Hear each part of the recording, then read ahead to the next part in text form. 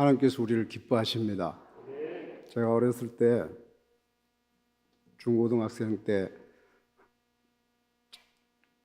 자주 갔던 기도원이 있어요. 그 기도원에 가면 기도원 입구에 오는 것만도 기쁘다 큰 돌에 글씨가 새겨져 있었어요. 그거 다 기도원 입구에 딱 들어서면 그것만 봐도 그냥 주님이 기뻐하시는 것 같아서 얼마나 믿음이 생기는지. 할렐루야. 우리 하나님께서 오늘 이 자리에 큰 은혜를 주실 줄로 믿습니다. 여러분들을 기뻐하실 줄로 믿습니다. 기도원에 뭐하러 오겠어요? 뭐 드라마 보러 오겠어요? 밥 먹으러 오겠어요? 뭐하러 오셔요? 하나님 만나러 오죠.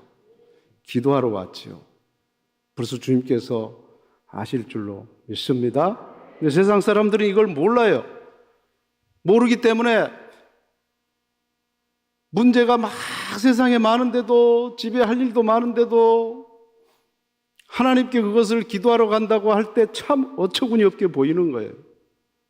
오늘 이곳에 온다고 할 때도 자식이 어처구니 없게 보고, 남편이 어처구니 없게 보고, 주변 사람들이 어처구니 없게 보는 사람들이 있을 거예요.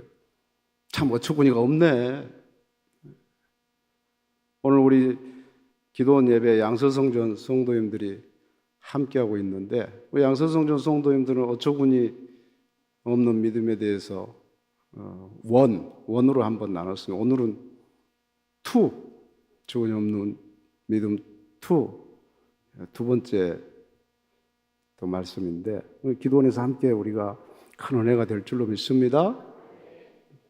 잠깐 우리가 어처구니를 소개하면, 어처구니 없다는 말이 뭐예요? 어처구니가 뭐라 그랬어요? 우리 한번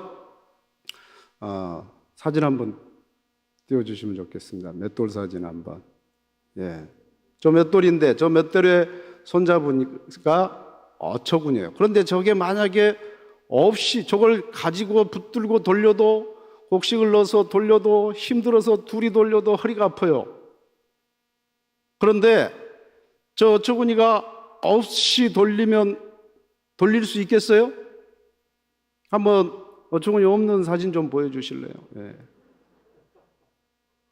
저기다가 곡식을 빻는다고 한번 생각해 보세요. 맷돌의 손잡이가 어처구니라는 것입니다. 그래서 우리가 황당한 일을 당하거나 너무 내 힘으로는 어떻게 할 수 없는 엄청난 일을 당할 때 어처구니 없다는 말이 저기에서 원이 생긴 거예요. 왜? 저 손잡이 없이 맷돌을 돌려야 되는 상황과 똑같다는 거예요. 한두 바퀴 가능해야 하겠죠. 근데 아무런 효과가 없어요. 내가 하고자 하는 것을 아무것도 곡식가루를 빻을 수도 없고, 그것이 더 힘들어요. 불가능한 것과 같은 일입니다. 그래서 어처구니가 반드시 맷돌을 돌 때는 있어야 된다는 거예요. 살다 보면 어처구니가 없는 일들을 누구나 많이 겪습니다. 어떤 방법으로도 문제 해결이 없을 때가 많은 것입니다. 그럴 때 세상은 어처구니 없게 그냥 당하고만 삽니다. 그렇지만 하나님 믿는 사람은 주님의 능력으로 이겨내는 것입니다. 불신자들은 이것을 겪어보지 못했기 때문에 자기 힘만으로서 살아가기 때문에 기적을 말하면 어처구니 없게 여기는 것입니다. 우리에게는 하나님의 능력이 응답을 돌려주는 어처구니인 것입니다. 여리고성은 7일 동안 하나님께서 믿음의 사람들을 맷돌로 삼아서 여리고성을 그 속에 집어넣어서 잡아 돌렸더니 여리고성이 그냥 가루가 되어버렸어요. 사람 맷돌로 하나님 돌리신 거예요. 성경에도 나와 있습니다. 세상을 살아가다 보면 이렇게 정말 사람의 힘으로, 내 개인의 힘으로, 우리의 힘으로 어떻게 할 수 없는 그런 어처구니 없는 것과 같은 힘겨운 문제 상황에 부딪힐 때가 있는데, 그럴 때 우리는 어떻게 해야 되는 것인가? 우리 양서성전 성도님들에게는 세 번째가 되겠지만, 여기에서는 두 번째, 우리가 어처구니 없는 이야기 두 번째로, 첫째로 믿음의 어처구니를 끝까지 붙들어야 한다는 것입니다. 예수님은 제자들에게 바다 건너편 게네사렛으로 가자고 하십니다. 배 타고 이렇게 제자들을 먼저 보내셨어요. 즉시 보내서 예수님은 기도하러 가셨죠. 그러고 나서 풍랑으로 제자들이 건너가다가 굉장히 고난을 당합니다. 그런데 그때 바다에서 누군가가 걸어오는 거예요. 제자들이 보고 풍랑도 엄청나게 치는데 거기서 그것 때문에 막 죽을 뻔하는데 거기에 막 뭐가 사람이 걸어오는 것 같으니까 내가 헛것을 보나 막 그렇게도 생각했겠죠. 그래서 유령이다. 우리나라 표현으로 말하면 귀신이다. 그런 거예요. 우리나라 표현으로 말하면 어떤 말이겠어요? 베드로가 그런데 그것을 보고 이렇게 말하죠. 주님이시거든 저로 하여금 오라 하소서. 만약 예수님이면 오라 하소서. 우리나라 표현이면 그게 귀신이면 물러가고 주님이시면 오시옵소서. 그 말이에요, 그 말. 주님이시면 나로 하여금 오라고 하시옵소서. 베드로는 예수님께 그것을 말씀했고 예수님이 오라! 그랬더니 배에서 내려서 바다로 내려갑니다. 여러분 사실 베드로의 믿음은 대단한 거예요. 대단한 겁니다. 저도 동네가 바닷가 동네여서 아버님 도와서 이렇게 노를 저어서 아버님 그물 놓을 때 저녁에 많이 가서 노도 저어드리고 그랬는데 이 바다 호수예요. 저희도 섬들로 이렇게 딱 둘러 진쳐져서 망망대는 조금 섬 사이로 나가면 망망대인데 거기에 보면 조그만 바람이 쳐도 노를 젓기가 너무 힘듭니다. 그런데 이게 풍랑이 막 엄청나게 쳤어요. 그래서 여기서 물결로 말미암아 고난을 당했다고 성경에 나와요. 이 고난 당했다는 것이 헬라어로 바사노이스라는 말이에요. 이게 무슨 뜻이냐? 살 소망이 끊어진 절망적인 상황에서 울부짖는 아비규환을 표현하는 그런 단어. 그 정도로 바다의 풍랑이 거셌다는 겁니다. 그런데 베드로는 그 무서운 바다를 보고 배에서 내려가니까 우리 한번 풍랑 치는 배 한번 사진 좀 보여주시겠습니까? 네. 자, 저걸 보십시오, 한번. 저것보다 더 쳤어요. 근데 저기서 예수님이 걸어오면서 여러분 같으면 저기 타 있는데 걸어오라면 거기서 배에서 내리겠어요? 저런 풍랑인데 저보다 더한 건데 지금 내리시겠냐고요. 그럼 베드로가 한번 내리는 한번 모습을 한번 생각해 보세요. 막 지금 배가 막 치는데 저희들 막 배에서 이렇게 바다로 뛰어서 수영도 많이 해봤기 때문에 배에서 이렇게 또 살며시 내려가는 것도 예전에 많이 하면서 놀았는데 저렇게 풍랑이 치면요 배에서 내리는 것도 힘듭니다. 배를 잡고 천천히 바다에 다리를 살짝 한번 대보지 않았겠어요? 막 파도를 막 치는, 이야, 생각해 보세요. 저런 파도에서 발을 그 바다에 내미는 것도 대단한 겁니다. 베드로는 불과 몇 시간 전에 예수님께서 오병이어를 가지고 5천 명을 먹이시는 것을 보고 놀랐어요. 사람이 먹고 사는 문제를 해결해 주면 제일 좋아해요. 제일 놀라고 그렇잖아요. 그런데 보리떡 5개 물고기 2마리로 막 남자만 5천 명을 먹이시는 걸 보고 그걸 불과 몇 시간 전에 지금 이 배 타기 몇 시간 전에 그것을 봤잖아요. 그러니까 그것을 5천 명까지도 먹고 사는 문제도 능히 능력으로 해결하신 분이면 저 풍랑도 다스리겠다. 그 믿음이 그래도 있었죠, 처음에. 그래서 내려간 거예요. 믿음이 대단한 겁니다. 그런데 처음에 믿음으로 출발을 했는데 베드로가 걷다가 거센 바람을 보고 물속으로 빠져갑니다. 마태복음 14장 28절 30절 말씀 가면 베드로가 대답하여 이르되 주여 만일 주님이시거든 나를 명하사 물 위로 오라 하소서 하니 오라 하시니 베드로가 배에서 내려 물 위로 걸어서 예수께로 가되 바람을 보고 무서워 빠져가는지라 소리질러 이르되 주여 나를 구원하소서 하니. 여기에 우리들의 믿음의 착오가 있습니다. 믿음의 착오가. 여러분, 시냇물을 걸으나 깊은 바다를 걸으나 걷는 것은 같아요? 틀려요? 만약에 엄청 깊은 바다를 걷는 것과 시냇물을 걷는 것과 같아요? 틀려요? 네? 달라요? 그러면 여러분들 집에 있는 세숫대야는 걸을 수 있어요? 한번 걸어보세요. 오늘 가서 걷나 못 걷나. 여러분, 얕은 시냇물이라고 걸을 수 있는 것이 아니에요. 다 그게 차고야, 차고. 조그만 복숭아뼈밖에 안 차는 그런 도랑물에 여러분 걸을 수 있는 줄 알아요? 못 걸어요. 단지 얕은 물은 걷다가 못 걸어서 빠져도 위험하지가 않죠. 단지 그거 하나뿐이에요. 그래서 그 아무리 얕은 물이라도 위험하지 않는 것이고 얕은 물도 걷는다면 그것은 있을 수 없는 사실은 기적이에요. 물이라는 것은 얕은 물이든 깊은 물이든 걸을 수만 있다면 위험할 것이 그런데 하나도 없어요. 깊은 물이라도 걸을 수만 있으면 걸으면 땅이 아무리 깊은 곳일지라도 여러분 땅을 파고 들어가면 우리가 저 아르헨티나까지 파고 들어가면 얼마나 깊어요. 근데 땅은 안 빠지잖아요. 이 땅이 그렇게 깊게 돼 있는데 무서우셔요?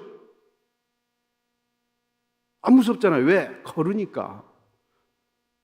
만약에 땅 위에 있는데 막 몸이 빠져 들어간다면 얼마나 무섭겠어요.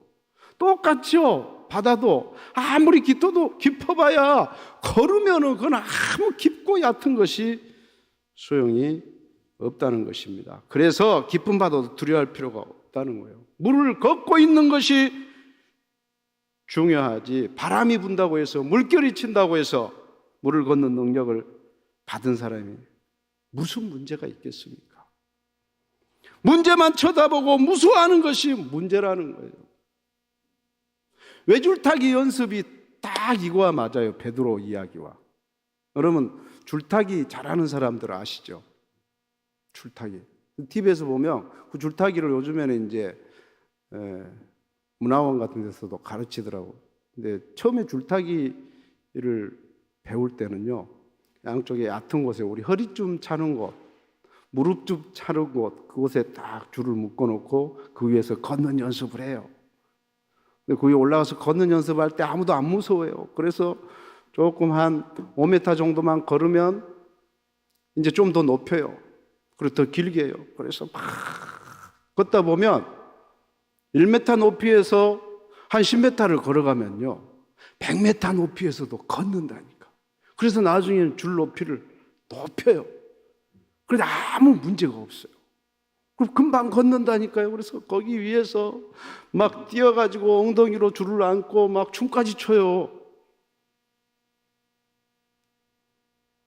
마스크를 쓰고 있어서 아는 건지 모르는 건지 도대체 맞다는 건지 혼자 하라는 건지. 그런데 여러분 반드시 철칙이 있어요. 전 세계에 가끔 가다 막 빌딩과 빌딩 사이를 놓고 줄로 묶어놓고 걷는 사람들 있죠. 막 신기록 세우는, 높이에 신기록 세우는 그런 고수들도 반드시 철칙이 있어요. 무슨 철칙이냐? 아무리 고수라도 절대 밑에를 쳐다보면 안 돼. 앞만 보고 걸어야 되는 거예요. 밑에를 쳐다봐 버리면 아찔하잖아요. 흔들리는 거예요. 똑같다는 것입니다. 베드로는 분명 주님을 보고 걸을 때는 인류 역사상 최초로 물 위를 걷는 위대한 사람이 됐어요. 그런데 물을 걷고 있는 것을 잊어버리고 바람을 보고 하나님 역사를 의심하니까 바로 물에 빠져든 것입니다.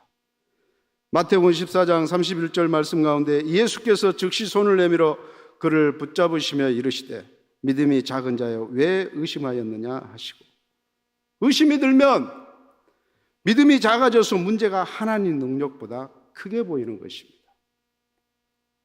어떤 문제도 하나님의 능력보다 클 수는 없어요. 하나님의 능력 앞에는 문제의 크고 작고가 상관이 똑같은 거예요.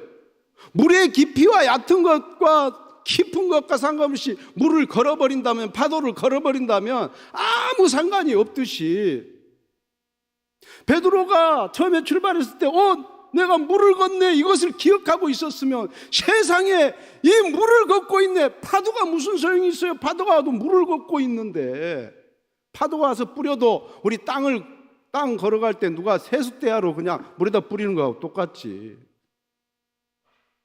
아무 소용이 없는 거예요. 문제도 마찬가지라니까요. 하나님 앞에는 우리가 문제의 곳을 걸어갈지라도, 문제가 아무리 깊고 문제가 아무리 커도, 문제가 아무리 심각해도 하나님 앞에는 도랑물이나 바닷물이나 똑같은 거예요.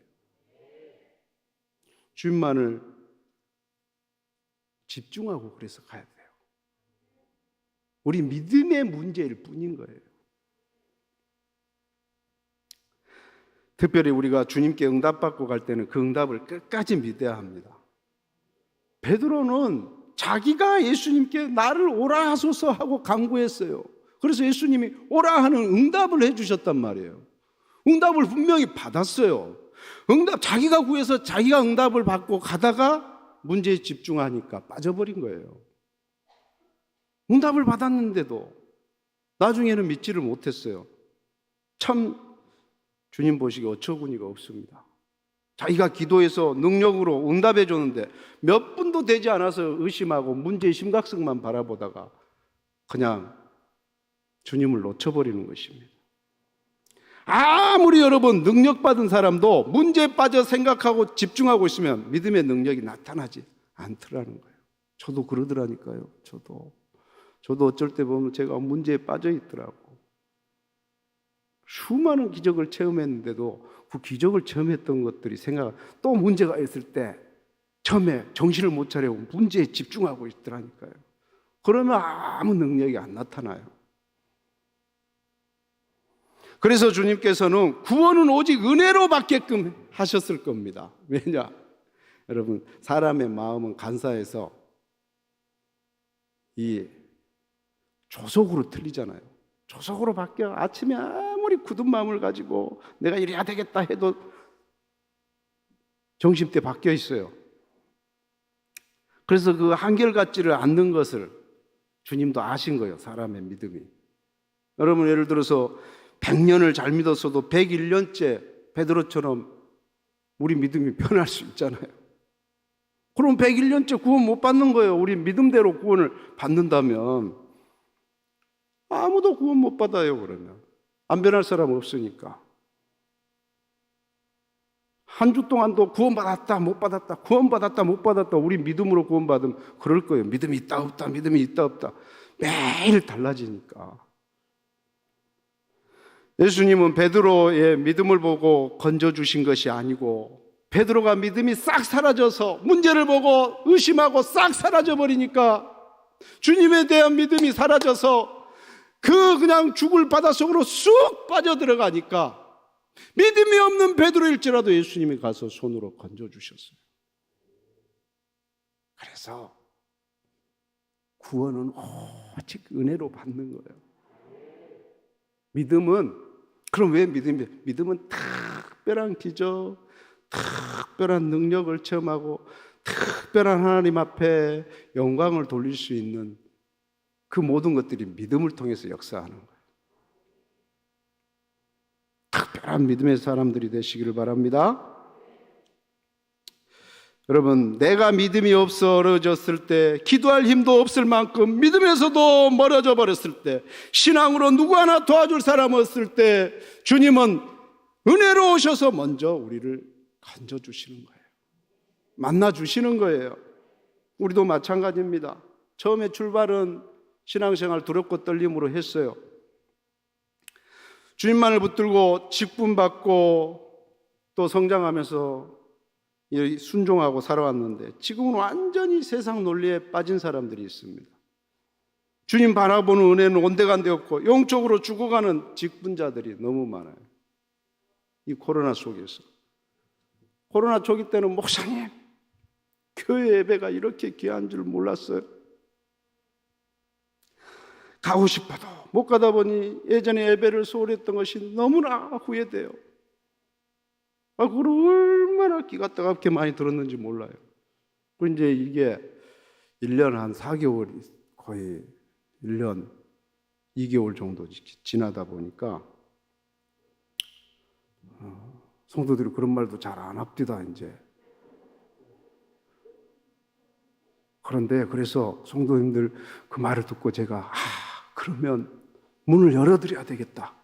그래서 저는 문을 열었어요. 교회 문 열면 그래서 정말 열심히 다닌다고 그러더라고요. 앞으로는 막. 그래서 진짜 문을 열었어요. 항상 오시라고 오픈해놨는데 나중에 뭐라고 그러시냐면 들어보니까 믿음 없는 우리 집사님들, 성도님들이 이렇게 아니 코로나도 안 끝났는데 왜 자꾸 교회 오라 그러냐고.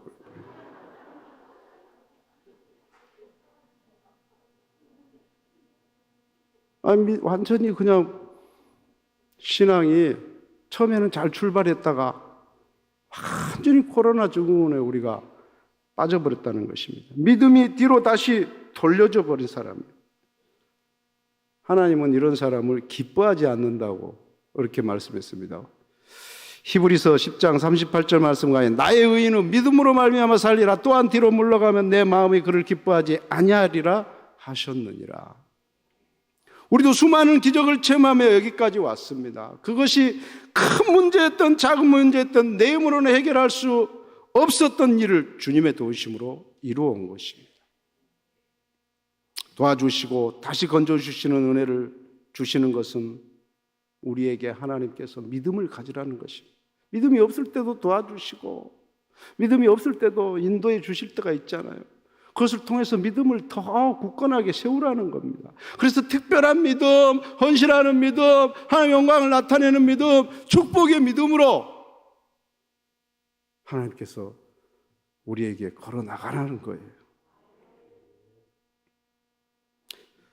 여러분, 지금도 여전히 기적의 연상선 위에 서 있으면서도 우리는 주변에 그런 상황이나 환경에 어려움이 다가오면 주님을 향하기보다 세상적으로 뜁니다. 그리고 두려워서 문제에 더 빠져듭니다. 시골교회 한 믿음이 약한 성도가 있었어요. 그런데 이 성도가 이제 최근에 너무 어렵고 힘든 일이 많아지고 일이 잘 안 풀리니까 믿음이 약하니까 그래서 목사님 몰래 점쟁이를 찾아갔어요. 시골은 좀 그런 사람들이 있어요. 저도 저희 동네에서 봤어요. 교회는 다니는데. 근데 찾아갔더니 점쟁이가 이렇게 딱 보더니 복채부터 이제 주라고 이렇게 해서 얼른 복채를 딱 줬더니 점쟁이가 딱 다른 말 하나도 안 듣고 점쟁이가 하는 거예요. 집에 감나무 있지? 그래서 이 성도가 마음속으로 이 용암무당이구나. 예, 있습니다. 그랬어요. 감나무 빨리 베버려. 그 감나무 때문에 온갖 우환이 다 생기는 거야. 그래서 이 신도가 집으로 돌아가서 감나무를 싹 뱄어요. 그런데 감나무를 베버리고 난 다음에 더 만사가 안 풀리고 일마다 꼬이고 감나무를 뱄는데도 더 어려워졌어요. 그래서 견디다 1년 후에 그 점쟁이를 다시 찾아갔어요. 근데 이 점쟁이가 기억을 못하는 거예요. 또 복채부터 이렇게 봤더니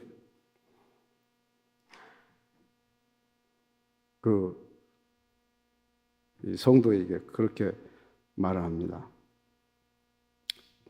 집안에 감나무 있지? 또 물어봐요. 그랬더니 없는데요. 빼버렸으니까 없는데요. 그랬더니 감나무 하나 심어. 그러면 그 감나무가 전부 우환을 막아주고 그 감나무 때문에 모든 액들이 다 피해가고 그래서 잘 될 거야. 그래서 이 성도가 그냥 열이 받아서 멱살을 잡고 그냥 복제 다 내놓으라고 패대기를 치고 나왔다는 거예요. 우리가 참 문제가 생기고 그러면 당황을 해버리는 거예요. 문제에 집중하다 보면. 그래서 주님을 보지 못하 정말 엉뚱한 데로 빠져버립니다. 무당한 데까지는 안 갈지라도 엉뚱한 데 빠진 사람들이 많다니까요. 오늘 주님을 다시 바라보시기 바랍니다. 믿음으로 출발했으면 끝까지 주님의 능력을 붙들고 문제의 크기와 상관없이 환경의 상황과 상관없이 주님만을 바라봅시다. 주님께는 다 똑같은 거예요. 할렐루야! 할 수 있거든요. 무슨 말이냐?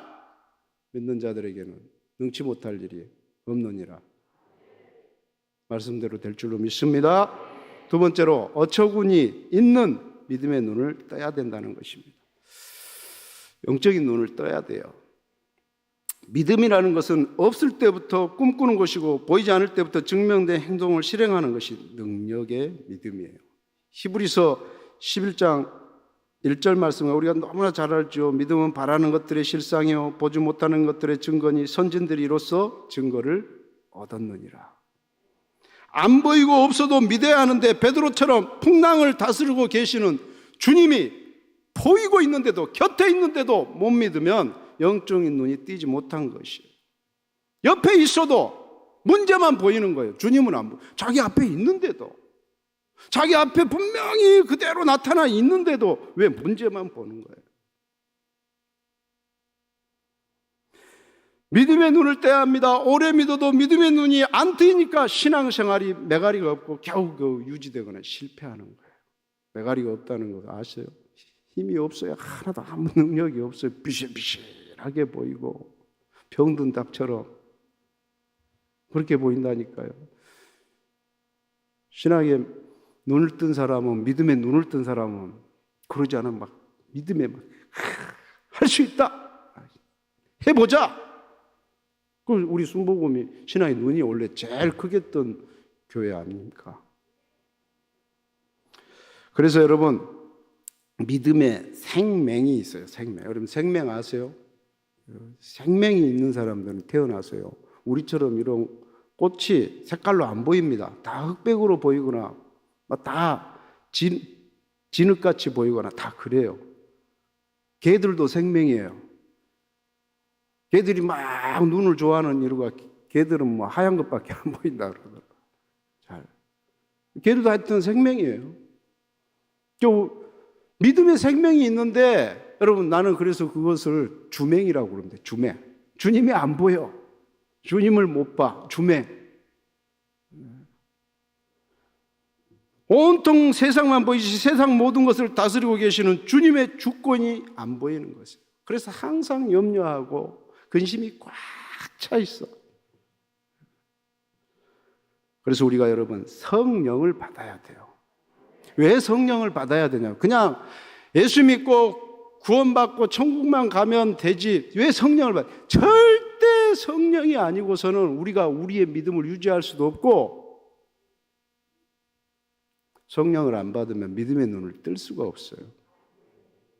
성령이 기름 부어줘야 돼요. 그래서 성령 받으면 제일 먼저 주님께서 하시는 포로된 자를 자유케 함과 동시에 눈을 뜨게 하십니다. 누가복음 4장 18절로 21절 말씀에 주의 성령이 내게 임하셨으니, 우리 다 같이 한번 읽어보십시오. 이는 가난한 자에게 복음을 전하게 하시려고 내게 기름을 부으시고 나를 보내사 포로된 자에게 자유를, 눈먼 자에게 다시 보게 함을 전파하며 눌린 자를 자유롭게 하고 주의 은혜를 전파하게 하려 하심이라 하였더라. 눈을 뜨게 해주세요. 눈먼 것에서 다시 보게 한다니까요. 원래 태어나서 예수를 안 믿고 또 믿어도 다 생명이에요. 주님의 능력이 안 보여요. 그냥 맨날 근심, 걱정, 염려만 보이는 거예요. 근데 성령이 오시면 눈을 띄어지는 거예요. 자유케 하게 하시는 주님의 은혜가 보이는 거예요. 능력이 보이는 거예요. 얼마나 다른 세계인지 몰라요. 마치 이와 같아요. 동영상 한 번만 틀어주십시오.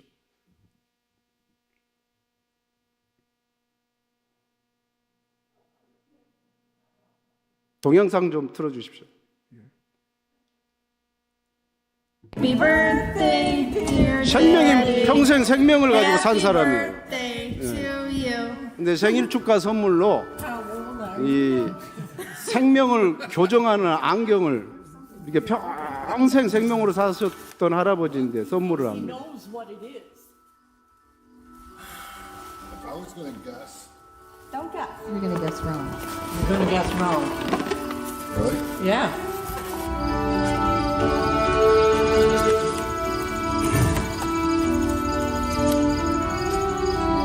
Happy birthday, baby, from all of us. Happy birthday. What is this? Put them on. Sunglasses.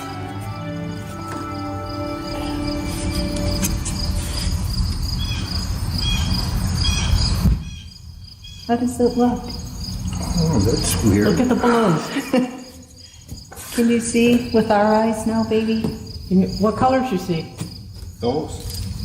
You see colors now? Oh, the trees are neat.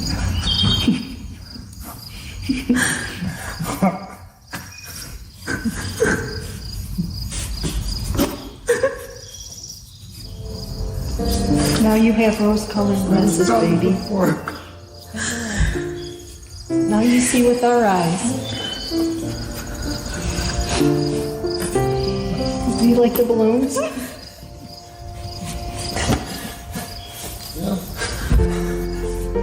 Turn around. What about the flowers in the house?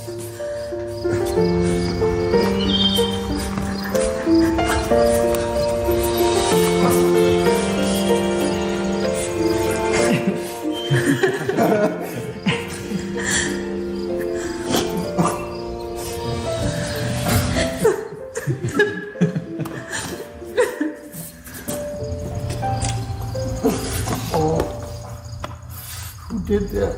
All of us?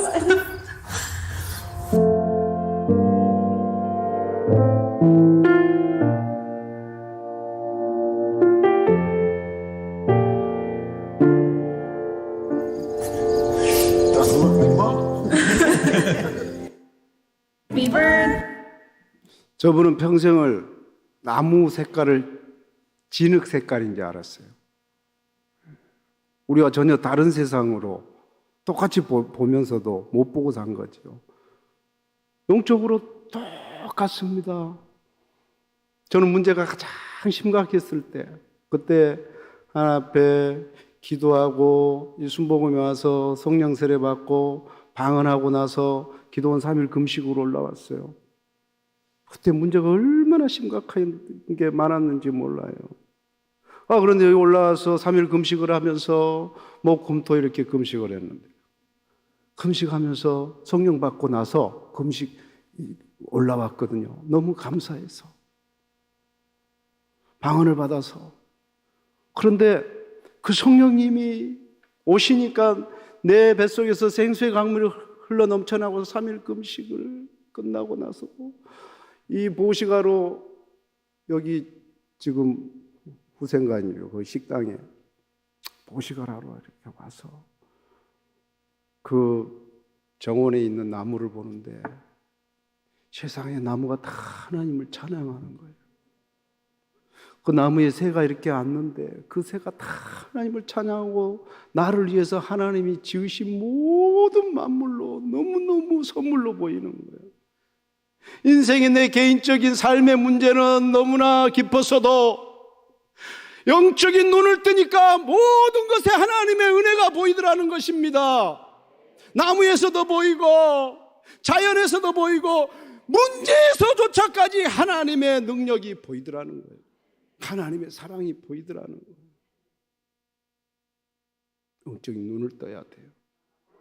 걱정, 근심, 염려에 쌓인 사람들은 오늘 시간에 영적인 눈을 뜨시기 바랍니다. 영적인 눈이 안 뜨면요 항상 믿음이 뒷북치는 믿음, 내가 뒷북치는 믿음이라고 지었어요. 근데 실제로 이 제자들이 맨날 뒷북을 쳐요. 뒷북치는 믿음은 뭐냐면 하나님의 기적이 역사하기 전에 문제가 심각하거나 환경과 상황이 어려울 때는 절대 하나님의 능력을 못 봐요. 근데 주님이 다 나타나서 해결하고 다 기적으로 역사한 다음에 그때서야 와, 주님이시다. 늘 믿음이 뒷북을 쳐요. 오늘 이 성경 말씀 마태복음 14장 32절로 33절 말씀 그 꾹구절에도 제자들이 똑같이 뒷북을 쳐요. 베드로를 다시 건져내서 예수님 배에 딱 오르고 나니까 풍랑이 딱 그치니까 제자들이 또 뒷북치는 믿음을 합니다. 마태복음 14장 32절로 33절 말씀 가운데 배에 함께 오름에 바람이 그치는지라 배에 있는 사람들이 예수께 절하며 이르되 진실로 하나님의 아들이로소이다 하더라. 여러분, 몇 시간 전에 오병이의 기적을 봤어요. 그랬으면 어떤 어려운 문제가 있는 것 속에서도 환경과 상황이 있는 것 속에서도 주님의 능력을 봐야죠. 바로 몇 시간 전에 있을 수 없는 기적을 체험했는데 조금이라도 믿음이 있어야. 근데 늘 주님의 생명이다 보니까 주맹이다 보니까 늘 문제만 보이는 거예요. 그런 것들이 안 보이는 거예요. 이게 처음 겪는 일이면 바다에서 있는 일이 처음 겪는 일이면 말을 안 합니다. 그런데 마태복음 이 8장 27절에 이미 한 번 경험이 있어요. 거기에 이 가버나움으로 가실 때에도 거기에서 한번 주님과 함께 바다를 배에 타서 주님이 주무시면서 건너는데 또 풍랑이 일었어요. 그래서 다 죽게 돼서 막 주야 왜 주무십니까? 우리를 살려주시옵소서. 그래서 바람과 파도를 다 꾸짖고 나서 어찌하여 무서워하느냐? 믿음이 없는 자들아. 그러셨잖아요. 마태복음 8장 27절 말씀에 그랬더니 그 사람들이 놀랍게 여겨 이르되 이가 어떤 사람이기에 바람과 바다도 순종하는가 하더라. 바람과 파도가 있을 때 주님을 믿습니다. 주님이 해결할 줄로 믿습니다. 주님 선포하여 주옵소서 한 게 아니라 다 하고 나서 와, 이 사람이 도대체 누구신데 바람과 바다도 항상 뒷북친다니까. 다 해결하고 나서 여러분 부동산도요. 남들이 다 이미 투자한 다음에 그리고 몇 배 올라서 판 다음에 이제 가서 꼭 뒷북치는 사람들이 있어요. 그러니까 하나도 이익을 못 받고 항상 뒷북치는. 근데 항상 별거 아닌 땅도 늘 보는 사람이 있더라고. 땅 투기하란 말 아니에요. 그걸로 예를 들어서 말이야 제일 빨리 와닿을 것 같아서 하는 말이에요. 아무리 많은 역사를 일으켜줘도 주님 믿고 산다고 하면서 항상 문제로 모든 것을 보는 사람. 자기 눈에 자식도 직장도 환경도 세상도 주변 사람도 다 문제로 보이는 사람은 염려와 근심 속에 살면서 주님의 능력과 기적을 못 누리고 사는 것입니다. 일본의 우찌무라 간조는 말했습니다. 축복이 무엇이냐? 믿어지는 것이 축복이다. 저주가 무엇이냐? 아무리 믿으려고 해도 믿어지지 않는 게 저주다. 여러분, 우리가 못 믿을 게 뭐 있습니까? 목사님, 그래도 이렇게 되기 전까지는 믿을 수 있었는데 이제는 죽는데요. 죽음일지라도 예수님이 그래서 죽음을 이기시고 부활하셨죠. 죽음도 해결하셨잖아요. 죽을 일 앞에서도 끝까지 주님을 봐야 된다. 죽음을 이겨버렸으니까.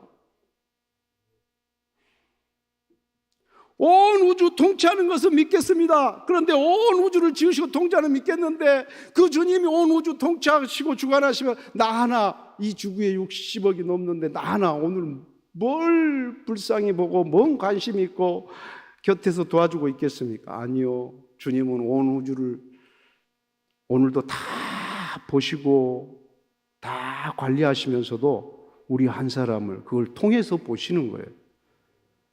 마태복음 10장 30절 말씀 가운데 너희에게는 머리털까지 다 세신 바 되었나니.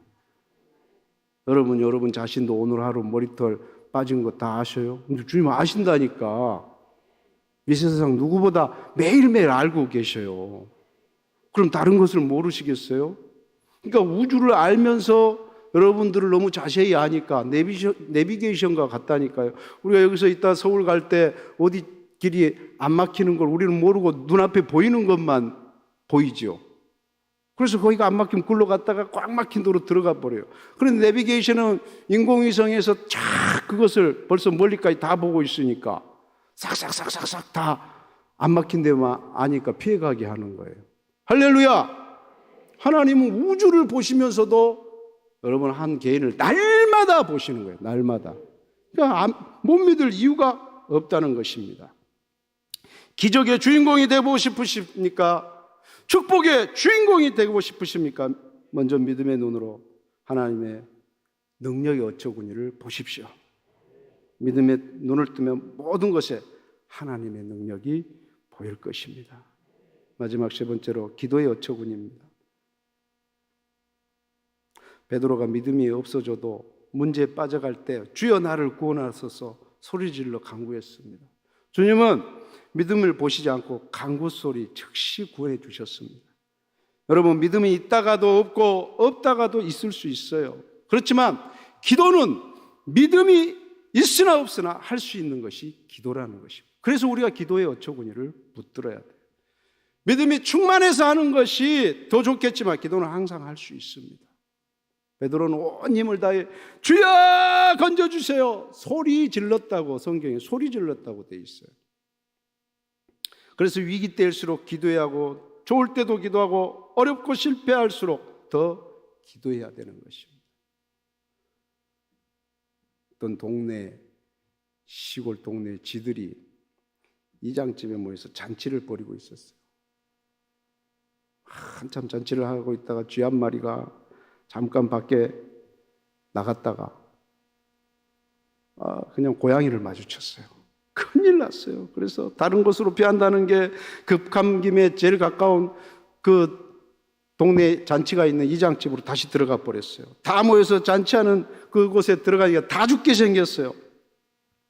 그런데 이 쥐가 자기가 하나 차라리 죽는 게 낫겠다 하고 살신성인의 마음으로 그 쥐구멍 앞에서 그냥 그 고양이를 향해서 찍찍찍찍찍찍찍찍 그렇게 하는 게 아니라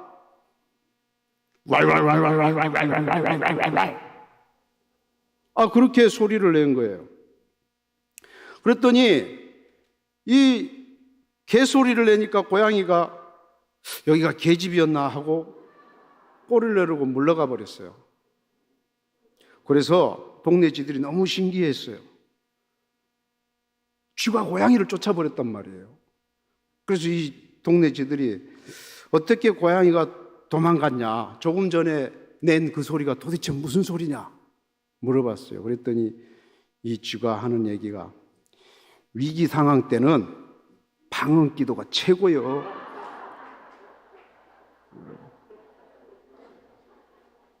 그 쥐들한테는 그 개소리는 방언 기도 소리를 한 거예요.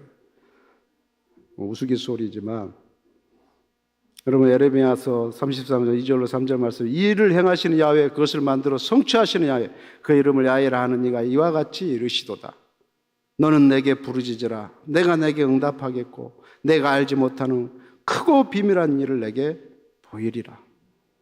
사람은 일을 만드는 것을 안 좋아합니다. 왜? 일을 만들어 놓고 책임도 못 져요.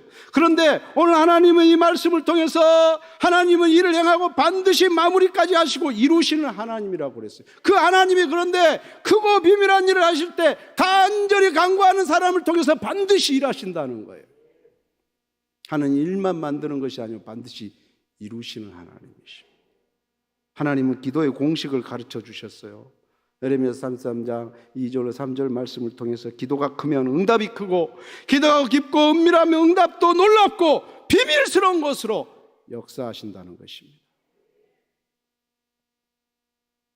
저희 딸이 태어났는데 이 심장으로 또 한 세 군데가 안 좋아서 같이 안 좋으니까 빨리 큰 병원으로 옮기라 그래서 큰 병원에 갔더니 지금 수술하면 100% 죽습니다.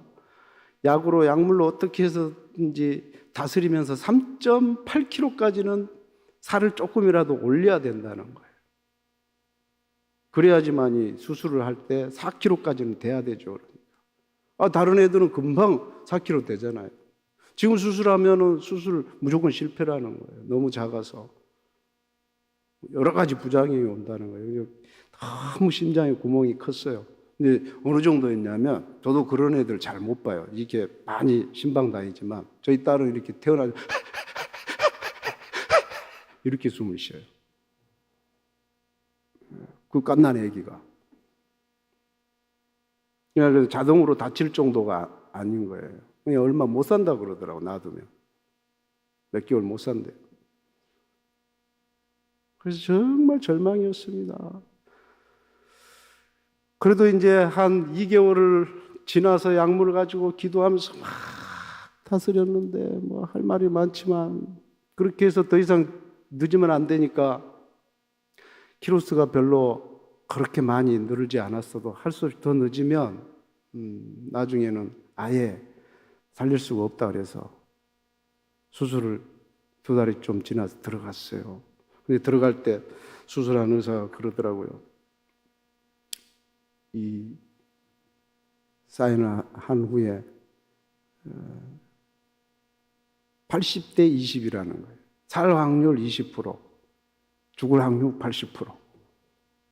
왜 그러냐면 이게 생각보다 잘 관리가 안 돼서 부작용이 심장 수술은 생기면 안 돼. 16가지 부작용인데 그중에 16가지 중에 한 가지만 부작용이 생겨도 안 된다는 거예요. 근데 지금 이 부작용이 생길 확률이 너무 높아서 이미 부작용이 좀 들어갔다는 거예요. 수술을 하고 나면 그럼 바로 죽는답니다. 조금 있으면. 그래서 이 수술을 하러 들어갔는데 의사가 자기가 아이보다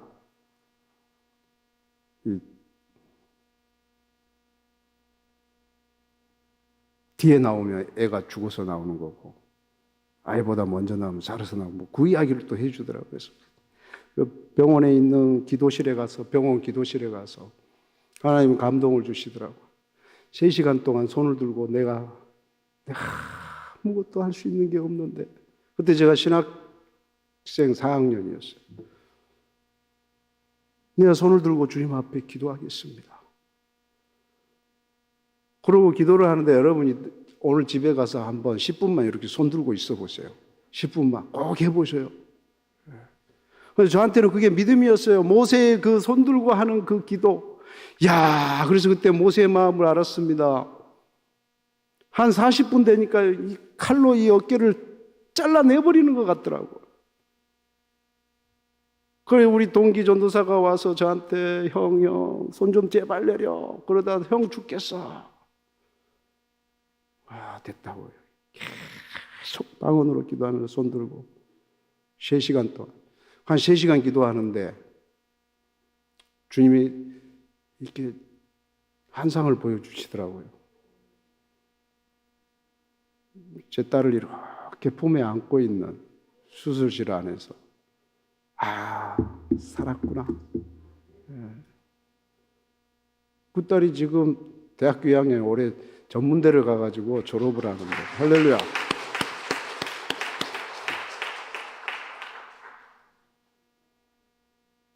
기도하면 하나님이 역사하십니다. 아멘. 부르짖으며 크고 비밀한 역사를 나타내는 우리 딸을 통해서 3번의 큰 고난을 당했는데 그게 첫 번째 고난이었어요. 하나님이 살아계시더라고요. 할렐루야. 오늘 어떤 문제를 가지고 왔을지라도 문제의 크기와 문제의 그 상황의 심각성에 절대 보지 마십시오. 하나님의 크기를 보십시다. 하나님의 능력을 보십시다. 하나님의 은혜를 보십시다. 지금까지 베풀어 주신 사랑을 보십시다. 반드시 역사할 줄로 믿습니다.